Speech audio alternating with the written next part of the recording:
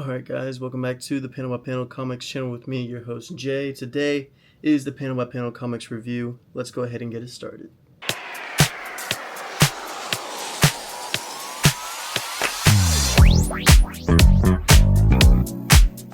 If you can't tell, I'm a little bit under the weather. My voice is a little hurting, so not great. But let's get it started off with my last pick. This is Justice League Unlimited. This is issue number 16. I just can't get into this book. There's way too much going on, and we see all sorts of people fighting against each other. Heroes fighting heroes because Neron offered them to stay in hell because Darkseid will destroy Earth. And it was a completely dumb idea in my mind for these heroes, especially a character like Owlwoman, to betray Mr. Terrific. And I think he capitalized it, or characterized it rather, pretty perfectly in the end whenever he said, it doesn't matter, they all die as heroes. Whenever somebody asked them, whenever there was a traitor amongst them, he said, it doesn't matter, they all died as heroes. Keywords, it doesn't matter. Not a good issue. This is my lowest rating of the week. I gave it a 2.5 out of 5. A lot of it is because of the art of Dan Mora. Great artist. Next, another DC KO tie-in. We have The Flash. This is issue number 30. I honestly got very bored in this comic as it was just reliving the past events of Barry Allen with the Crisis events when he was sacrificing himself, and you saw Bart go into the past to that event to try to save Barry, and that was the whole plan of Darkseid, to get Bart Allen to do that and sacrifice himself because he is the living Speed Force right now currently in the DCU. And we also got some random appearances from Lester Davis and Ultivac. I'll be very honest, I do not know these characters one bit. I have never read them, and overall it was an okay comic book, but I just can't wait for Ryan North's new run on The Flash to start. So issue number 30, I gave a 3 out of 5. Next, we go to an Image comic. This is Final Boss. This is issue number 4. It starts off with going back in somewhere in the Pacific where we see Tommy's dad, or grandfather rather, stuck in this cave, revealing some crazy stuff. And then we go back to the present, and it is officially the first day of the tournament. And we get to see Tommy duel with a cannibal tribe. It was pretty interesting as they were really crazy. You see that they were about to do some bad things to this woman who is basically a sex slave. And Tommy goes there trying to defend them, and he ends up getting into a fight with this crazy witch. And you see the little Mortal Kombat but person versus person. And we're left on a cliffhanger of what is going to happen between Tommy and the witch as we see the beginning of the fight, but it looks like it's about to heat up even more. So Final Boss, issue number 4. I enjoyed it. I gave it a 3 out of 5. Just wanted a little more. I thought the first 10 to 15 pages were a little slow. Next, one of my favorite books currently going, I have Capes. This is issue number 4. This is a $4 comic with 32 pages. We were first introduced to this character of Chronodile. We kind of knew it was going to be the main character because he's on the cover, and we see that it had to be Omni-Man in order to defeat him the last time, which was all the way back in 1987. We then jump to present day with Captain, I forget what it's called, Captain Capitalism, I believe is his name, doing an interview with this news reporter lady. And apparently the whole world forgot about the previous issue with Omnipotus's powers and his whole wrecking the planet or the area type situation. We are also shown that Knockout and Kid Thor have officially moved in with each other in their apartment, so we see this little romance that is continuing, and we see Bolt fighting against this villain called Vault. A little confusing. It was just kind of like a little filler in there. Not confusing, it just 100% was exactly what I said, because it's filler for what happens in the end. We also see Kid Thor and Knockout become, well, at least they go to the person in charge who lost his brother in the previous issue, and you know that their powers can only work whenever they're side by side with each other. And apparently his powers still work even when he's cremated. Very interesting concept, very interesting idea, but you see that happen, and then you also see Chronodile make his appearance after Hawaiian shirt guy and Waterboy. Honestly, I'm just gonna call them that because that's exactly what they look like. They accidentally bring Chronodile, back to their time, and who knows what's gonna happen next. But Capes, I really enjoyed it. I gave it a 3.5 out of 5 stars. Next, a very spicy comic. We have Voyeur. This is issue number 4, 32 pages for the price of $5. We start this issue by seeing Madeline go on this date with this man, and I'm going to be very honest with you, I can't show you a whole lot. There is a ton of nudity in this comic book, so if you're into those type of comics, great, but the story as a whole is very good. We see a whole lot of sexual tension building up throughout the comic book with Rook and Madeline because they really do like each other, but you then see that Madeline starts calling Rook by his name as they start to get closer and closer into this relationship.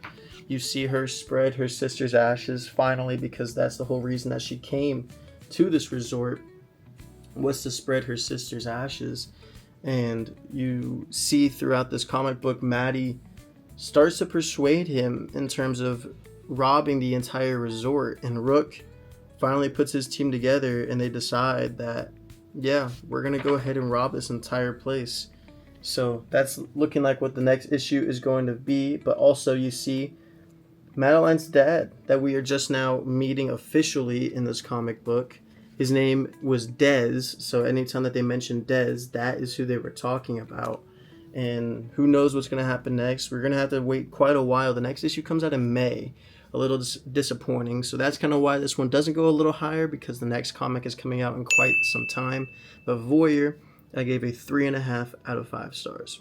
Next, we have Detective Comics. This is issue 1106. This is the finale to the Courage That Kills arc, written by Tom Taylor, with the art done by Janine. This is a $5 comic with 28 pages. A very solid finale to the Courage That Kills arc. We see Bruce use some fear toxin in order to actually fight off against Leo, as he understands that the only way to battle courage is with fear. And he says it's a very necessary emotion to have, which I think is definitely something that you can say just in life, because everybody knows that if you have too much courage, you're not really going to think through your actions. You're not going to think about the repercussions of the stuff that happens in your life and to the other people around you. And it was honestly really good, and I think that Tom Taylor's writing was amazing throughout this entire Courage That Kills event. You start to really feel for the character of Leo, otherwise known as the Tiger, and it ends on a really nice note with Leo and Bruce Wayne going down as being de-aged and looking at each other as kids while Leo's in this little jail cell. And he basically says that they're just two hurt kids of Gotham, and I thought that was very touching. So DC, or Detective Comics, issue 1106, I gave a 4 out of 5 stars. Next, we have another Ignition Press book. This is Murder Podcast. This is issue number 5. We're already at number 5. This is a $5 comic with 32 pages. We are shown at the very beginning these elderly patients who are in this nursing home, essentially, and they start listening to a podcast that plays, and this lady starts going ballistic, and like all the other characters, has started killing the people around her. She killed 2 and then badly injured the nurse before having herself a heart attack that I believe killed her. I kind of forgot about that.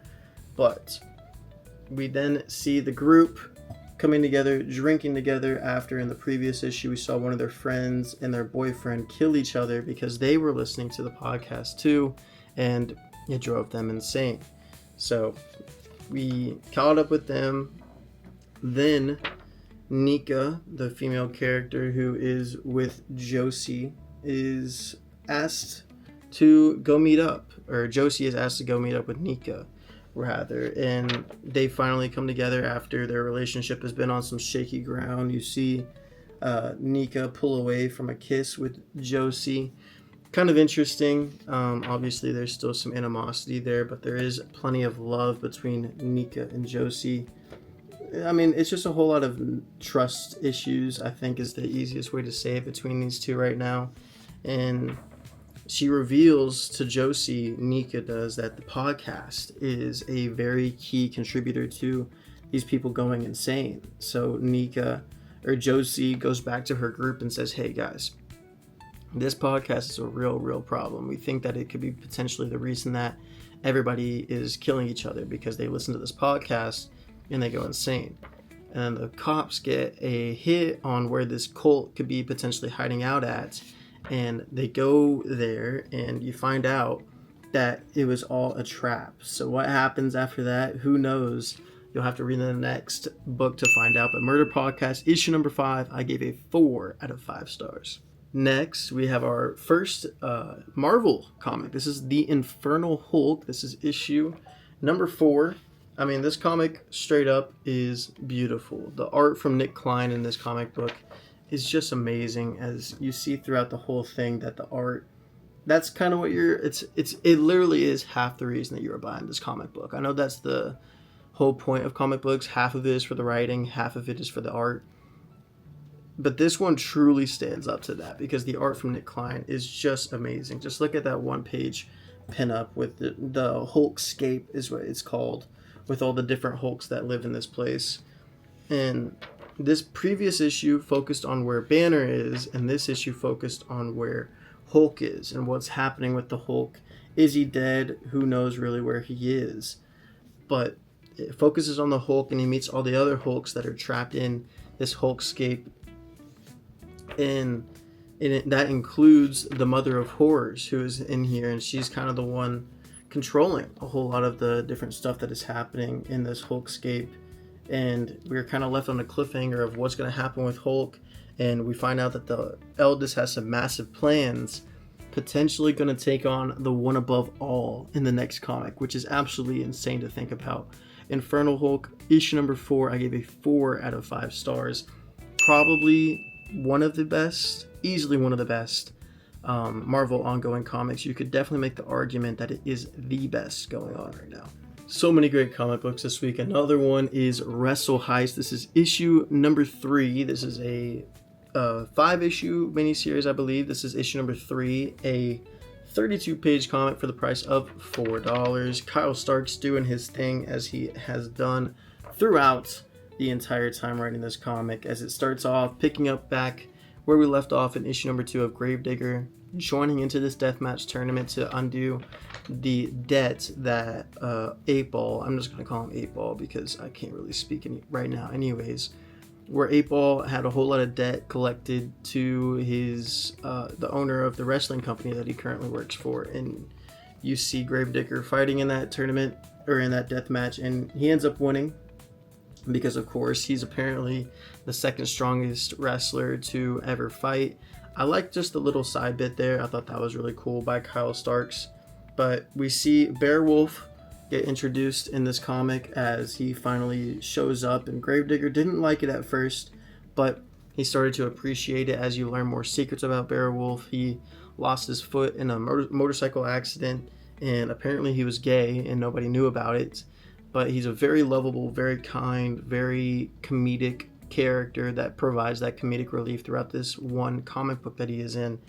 And we get left on a cliffhanger with 8-Ball figuring out, he goes outside to take a smoke or something because, this kid is absolutely obsessed with drugs, and he goes outside to hit something, and Buddy Hansen comes out of the shadows and offers him quite a deal to potentially ruin everything or make him the highest paid wrestler in history. So will he take the deal? Will he potentially turn on his own family? We'll see. But Wrestle Heist issue number 3, I gave a 4 out of 5 stars. Next is Iron Man. This is issue number 2. What a comic here from Joshua Williamson. Beautiful. It starts off with a flashback of Tony and Madame Mask. First they were fighting, and then they end up in bed with each other because, of course, it's Tony Stark. So we see the history there with Tony, and he calls her Whitney because that's her real name. And he revealed that to Captain America that his biggest fear isn't exactly people using his armor. His biggest fear is people being as smart as him, not having the wherewithal to understand that they're supposed to be a hero, and instead that they would become selfish and be a villain and use their powers or their power of their brain for evil and not good. So Captain America then tells somebody after that little skirmish that he and Iron Man were having, he tells them, yeah, we got to keep an eye on Tony. Something is not going on. He's in a crazy state of mind right now. And it doesn't look good for Tony, but, you know, it really never has. And we see Tony going to seek AIM out, and he comes across MODOK in, I always forget what it's called, Madripoor. And it is very interesting. Apparently, he's just chilling in Madripoor, getting fed grapes and everything. And AIM finally comes in and breaks everything up. But who are they there for? Is it Iron Man? Is it MODOK? Is it somebody else? Who knows? We'll have to read issue number 2 to find out. But I gave it a 4 out of 5 stars. Another great issue from Joshua Williamson. Down to the final 5, we go back over to Image. This is Void Rivals. This is issue number 27, part 3 of 6 of the Quintessence War. This is a 28-page comic for the price of $4. And this picks up right where it left off with the Quintessence War. We see Derek and Salila teaming up again as... I just want them to get together so bad. There's so much romantic tension between the two. I just want it to happen so bad. But we start off with the Sharkticons. We get these couple page spreads of the Sharkticons just absolutely decimating both Agoria, and Zertonia. Just absolute insane 2-page pinups here from Andre Bresson. Great artwork from him in this comic book. We then go to the Quintessence ship where we see Pythona just chilling in the background, just doing her little thing. And she's like, yeah, no, this is effed up. I got to do something about this. And we see Solila and Derek finally go to his dad. And they're like, hey, we got to go do something. I'm going to go talk to, I keep forgetting, I think it's Zerta, I believe is her name. Basically the one that is like their godly figure. And she's the one keeping the monster trapped inside of the sacred ring. And we see that the the Quintessence are finally not afraid anymore after getting absolutely beat up in the face by them earlier. And they're like, okay, hold nothing in reserve. We got to go with an all-out attack. And we live on a cliffhanger revealing that Salila is actually apparently related to a potential character in this book. Who is it? Who knows?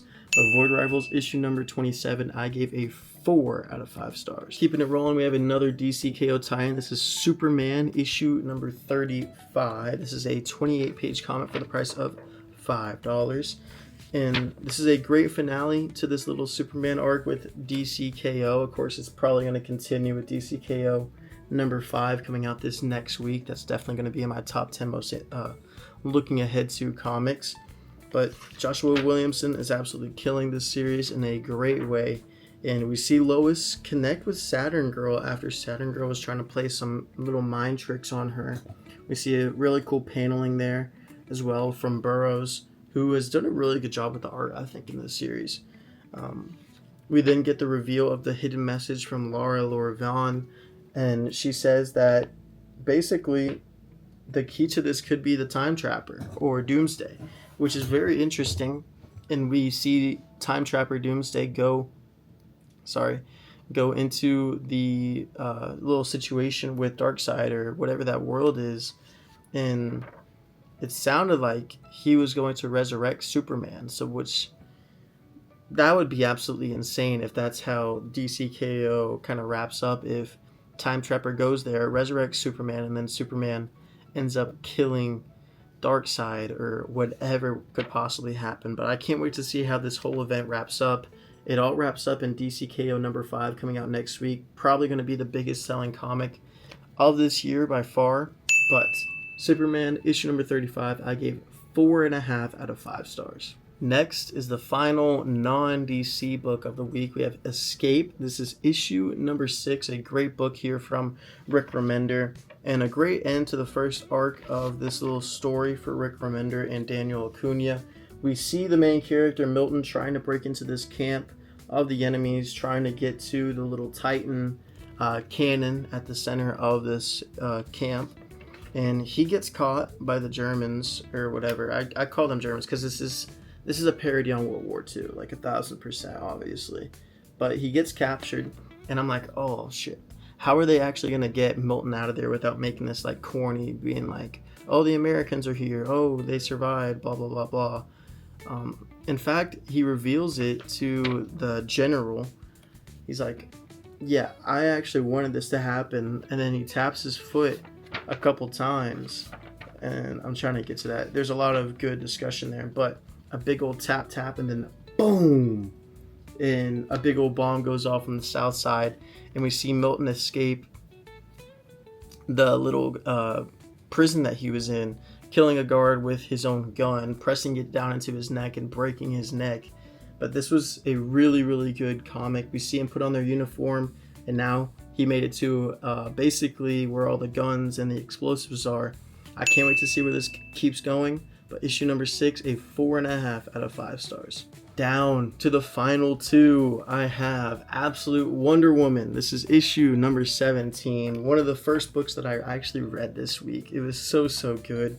This is part 2 of this Season of the Witch arc for Zatanna and Diana. And we pick up right where we left off with Diana going off against these, the Absolute Universe Suicide Squad with Cheetah, with Zatanna, Giganta, and one other character who I just cannot remember right now.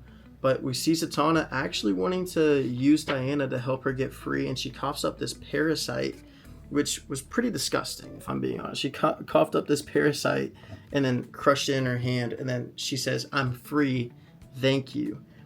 And Zatanna ended up giving her Diana's name, or giving Diana her name, which is not a good thing because Diana can now basically expunge all the magic that she could possibly use. And we see that, we see this fight with Diana and Giganta, which was just amazing throughout the entire comic book. Very, very good stuff there. And the art was great. The fight scenes with Giganta were great. You see a big old crack there. It was so good. I really enjoyed this comic. The artwork, the discipline that Diana showed throughout the entire thing was insane. And then we see Cheetah get killed off by this character, and that was actually Zatanna's dad, who looks to be the villain for at least the rest of this arc. Who knows? But Absolute Wonder Woman, what a comic. Issue number 17, I gave a 4.5 out of 5 stars, but it was not my top comic of the week. That, in fact, goes to Absolute Martian Manhunter, issue number 9. And I just could not get over how great of a book this was. Easily the best art and the writing for the comic books of this week.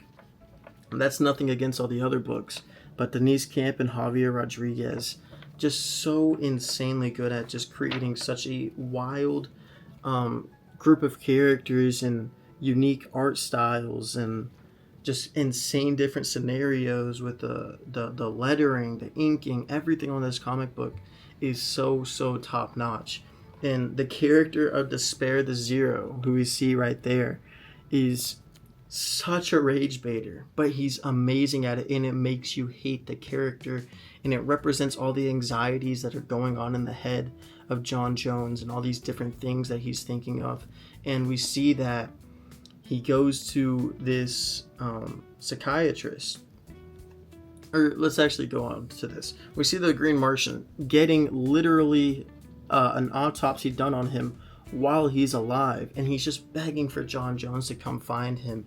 And John is looking for him. He's trying to find him after it's been a week of him not being around. And we then see John Jones go to family therapy, and he's like, where's my son? Why is he not here? He thought that Tyler, his kid, was going to be there, and he's not, and he's in the other room. But then you see these crazy thoughts going on in his head. Despair the Zero giving him these terrible thoughts of basically, everybody hates you, why are you even here, you should just put the gun in your mouth and pull the trigger, you pussy, basically. Insane stuff. But it was so good. And you see that apparently it's revealed that Tyler is definitely taken over by the White Martian, and that the wife now, Bridget, is also taken over. But this was such a great comic throughout the entire thing. I give Absolute Martian Manhunter a 5 out of 5. What a comic book. But that's going to do it, guys, for this panel by panel comics review. If you enjoyed, please like, comment, and subscribe. And remember, stay healthy, stay great, and I will see you guys next time.